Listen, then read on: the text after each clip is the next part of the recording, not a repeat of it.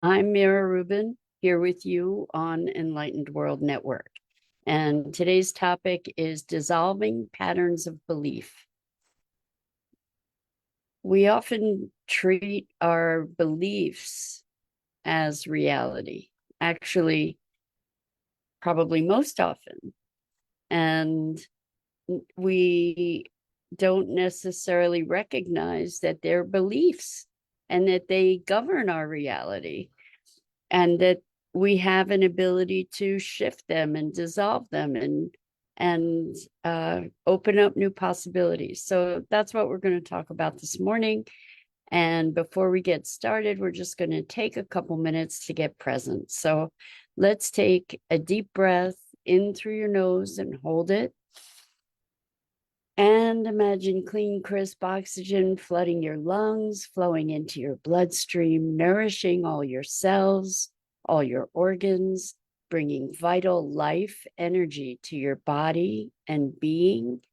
And as you exhale, exhale any tension, stress, negativity, fatigue.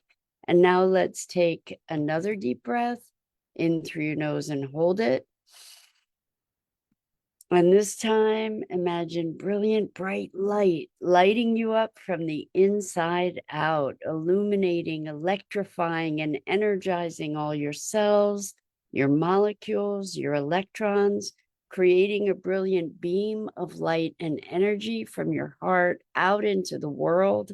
And as you exhale, exhale any remaining tension, stress, negativity, fatigue. And now let's press our palms together, vigorously rub your hands together to feel the friction, the temperature, the pressure, the motion, the tickling and tingling when you stop. And allow all those sensations to bring you present right here, right now, into this remarkable physical form that enables us to experience life. Welcome, welcome, welcome. Good morning, Rosalind. So good to have you joining us this morning, and welcome to everyone else who's with us. Today, we're talking about dissolving patterns of belief. So I think most of us are familiar with the notion of limiting beliefs and changing limiting beliefs, dissolving them, whatever. And I'm going to venture to say, based even on just personal experience, that we have lots of beliefs that govern our reality that we don't even question, that we don't even question. So, for example, I'm just going to use an example for myself that was kind of a startling discovery, was that through my life, I have been, and I don't know how to say this without the beliefs, okay? But we'll explore that in a minute. But I was diagnosed when I was a little kid with asthma. And so throughout my life, I've lived with the diagnosis of asthma and challenges breathing and medication for that and prescriptions and all kinds of things around breathing and asthma. And it was just yesterday or the day before, believe it or not, that I realized that this notion of I have asthma and an identity of I am asthmatic is a belief. So what, to look at this condition, I have all kinds of evidence. Usually for the beliefs that we hold, we also have lots and lots of evidence. And one of the things that is becoming clearer and clearer is the power of commonly held belief. Okay, so a doctor pronounced me asthmatic, and so at a young age, and so that's what I've been my whole life. And recently, I'm waking up to the magicalness, if that's a word, of my body's intelligence, my body consciousness, my connection with my body, like being able to disappear aches and pains and engage in an interactive collaboration with my body and my experience, my felt experience. And so it occurred to me, oh my gosh, this thing about asthma, and that I am asthmatic, like a beingness that I live into, and that I have asthma like a thing that is imposed upon me, essentially, that I am powerless against, other than to medicate it or to treat it by maybe choosing certain foods or certain practices. But interesting, right? Like, this is something that I would have all kinds of agreement around. Yeah, of course, you have asthma. You are asthmatic. And there is a distinction there about having something and being something, by the way. And I think that that's really important to recognize, is that maybe when when we have something, it's easier to release that thing, like to not have it anymore, versus when we are something that's more deeply entrenched in our beingness. And so it occurred to me, this is a belief. This is a belief. And so what if sometimes I just have a hard time breathing? And what if it doesn't have to um what if it doesn't have to be a thing? What if I can find that I actually can breathe? How do we dissolve a belief? So that begs the question of, how's a belief created in the first place, right? So a belief can be something that is learned, that we're taught from an early age, often, right? Where somebody says, this is how it is. This is how the world works. And we don't know any different. So we accept that belief, and then we operate out of that belief and find validation for it. Another way that we can develop a belief is we're exposed to an idea, a thought that somehow resonates, or we have an experience that we then judge or interpret. And then that interpretation becomes cemented or reinforced as a belief. We get evidence, more and more and more and more evidence. So I remember years ago taking an intensive with Tony Robbins, and it was talking about beliefs and breaking the power of belief. So imagining a belief as a three-legged stool, and if you're able to knock out one of the legs, the stability of that belief sort of starts teetering, and it's easier then to remove that belief, to let it dissolve. And likewise, and maybe not as easy, is building those legs, those chair legs for a new belief. But the way that we do it is by gathering evidence. And the more evidence we gather, the stronger the belief. The thing is, it's a construct to begin with. And that's what we get to ultimately realize, is that our beliefs are just constructs. And so we can choose them. I choose to look at them more as hypotheses when I'm conscious about it. I wasn't conscious about the belief that I have asthma or that I'm asthmatic. Like maybe asthma's not even a thing. Maybe it's some symptoms that we put a label on. You know, how do we dissect that? How do we dissolve that belief? And you may or may not be familiar with Dr. Joe Dispenza.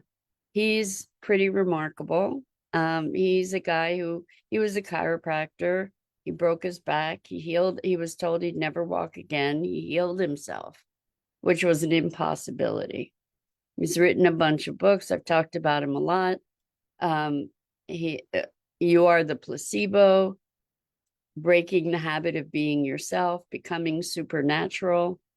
And all of this is about how we have the ability to transcend the limits of so many of these beliefs and to find a different beingness, a different way of being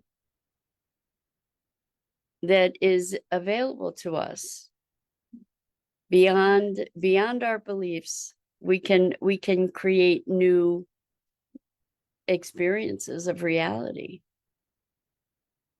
new realities. And so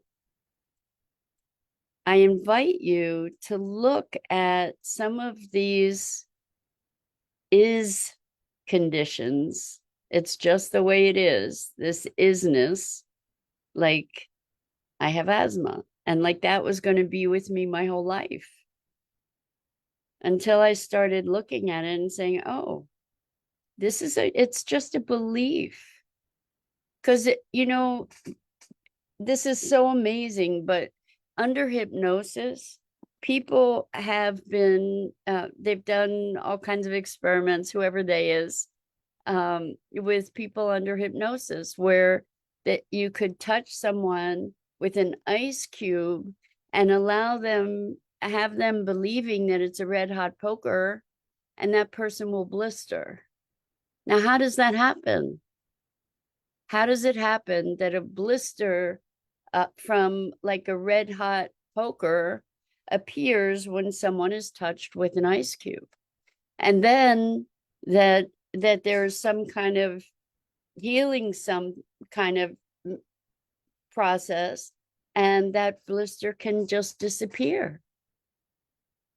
How is it that we are capable of these radical physiological changes based on belief?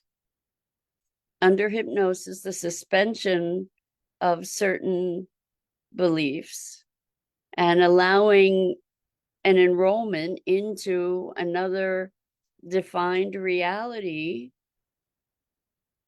our experience and our physiology responds accordingly.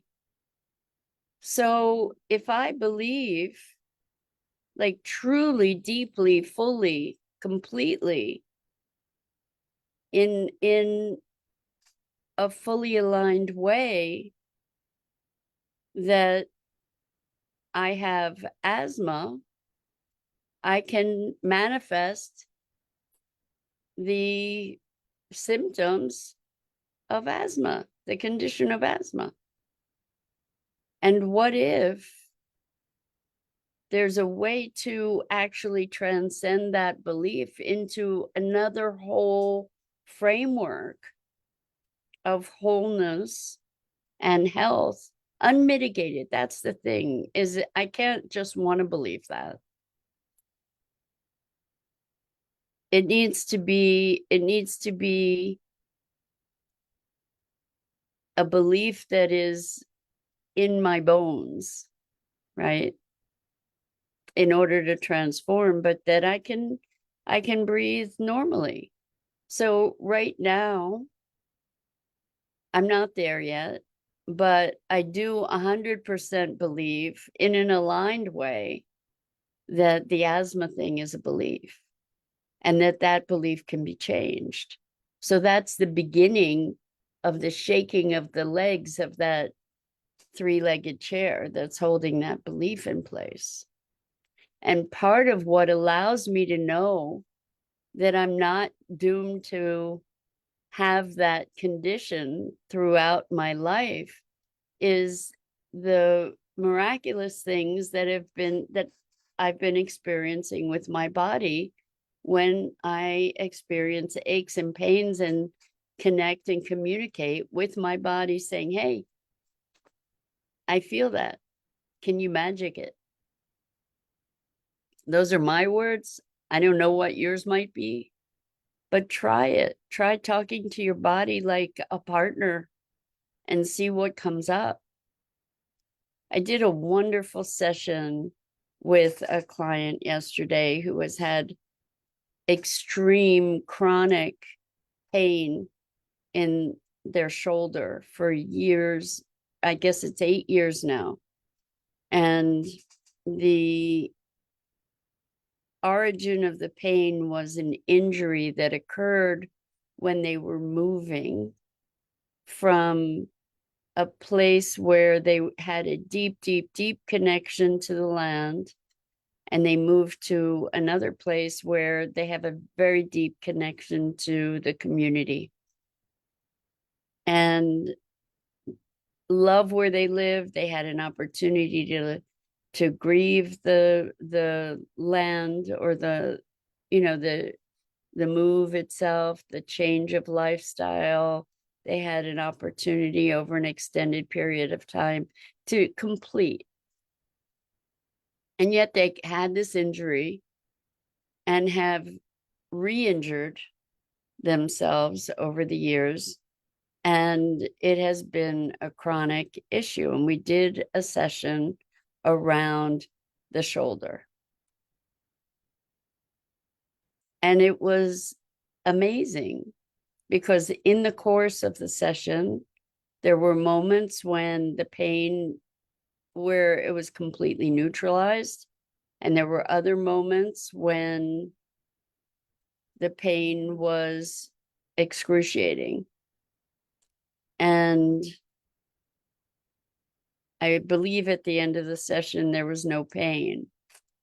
And what came up, interestingly, was a need to connect with the land itself where they live, because they had a very rich connection with the community and with their home, the built environment, and the built environment of this new place, but hadn't connected with the essence of the place itself, the land, and the spirit of the land. And who knew, that their shoulder. I mean, it'll be interesting to see what happens going forward regarding their shoulder issues. But it will be very interesting, or it is very interesting to me, to notice that the body is trying to communicate to us. And when we recognize it, when we interact with it as a partner rather than as a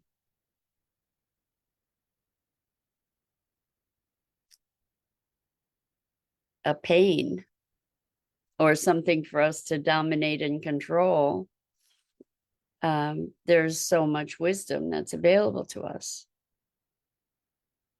So some of the biggest beliefs are beliefs about, like, I noticed another belief that I also have, and I'm starting to look at these physically oriented beliefs that I have. This belief that I have is that I have a slow metabolism and that my body doesn't drop weight easily. So I've had that belief, that I can't lose weight, and it's been validated. So the question is, what is it? It's sort of a chicken and an egg thing.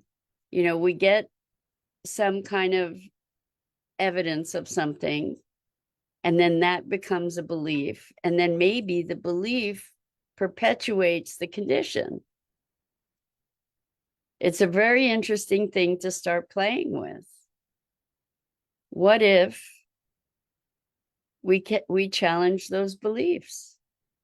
What if we recognize them as beliefs?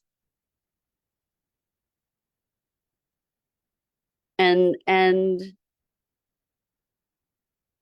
look for evidence that it is only a belief. And if it's only a belief, what might we be able to recreate?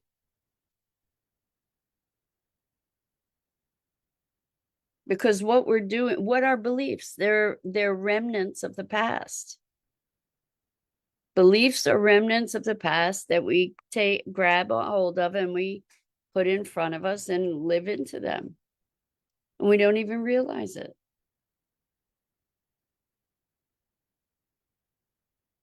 Because we accept them as reality. We accept our beliefs as the way things are. That's just the way it is.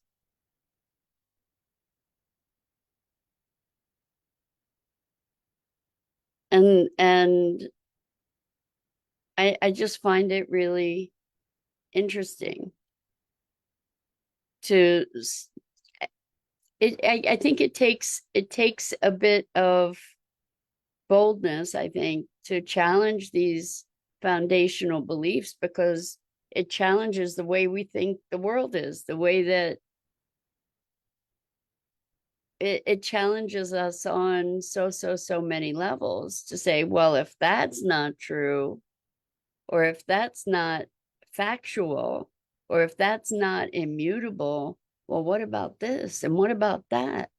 And what about the other thing? And it can be very disruptive and disorienting, because the beliefs that we have provide the structure for the reality in which we reside, right? They provide the rails, that we don't want to go off the rails. The beliefs are providing the rails that we live within and that dictate our experience. And when we start challenging some of these foundational assumptions, it brings a question to pretty much everything else, right? Which could be liberating. It can also be very confusing. So there's a spirit to a spirit of adventure,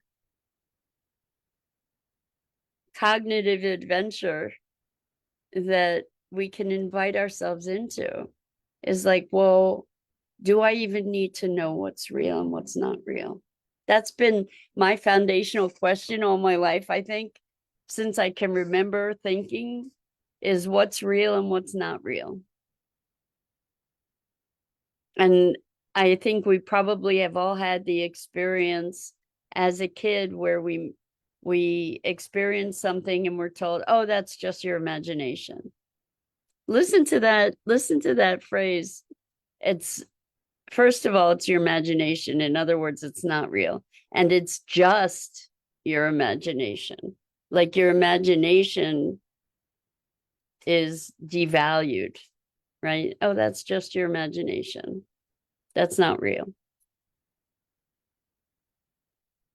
And now we're discovering that there are all kinds of things that are real that we'd been taught weren't. I was listening to a book on Audible this morning called, I think it's called The Light Eaters. And it's written by someone who, marvelous writer, who was I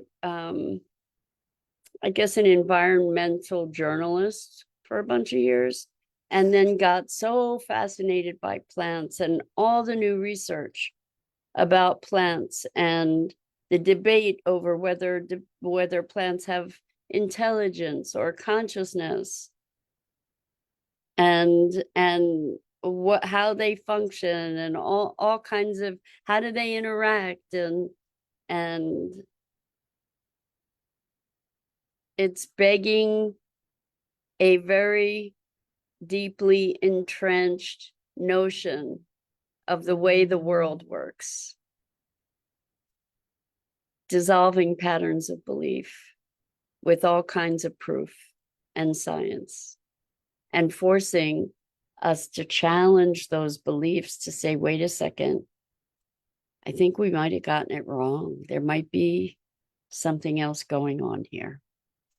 So I invite you into exploring that potential, that possibility, that likelihood. I think that there's definitely something else going on here. And when we open our minds and our hearts beyond the limits of our beliefs of how things are, there's a world of unbounded possibility and potential that opens up to us. And so I invite us all to step through that portal into that infinite universe of possibility.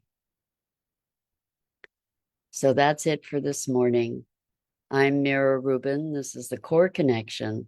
And I go live here each weekday morning at 9 a.m. Eastern on the Enlightened World Network Facebook page and YouTube channel. And I invite you to please like, follow, and share Enlightened World Network and me.